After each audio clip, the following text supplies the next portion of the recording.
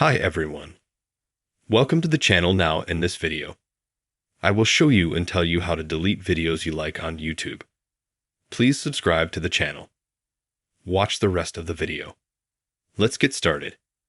To do this, you will need to go to the YouTube app on your Android phones or iPhones. It doesn't matter which one.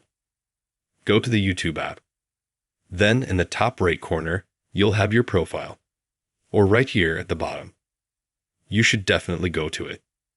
Now it's showing up. You can click on your account, Google account. This is where your history appears. And here you have a tab called Playlist. Click View. Your playlist opens. And there's a video that you like. Click here. And this is where you see the videos that you liked, so maybe you liked it 5 minutes ago. And this is where it comes to you, and you can see the videos you liked on YouTube. If you want to delete some likes, let's say this is how you viewed this video. You click on these 3 dots at the top, and there's Remove from Liked Videos. And you click on that. That's it. That's removed from liked videos on YouTube.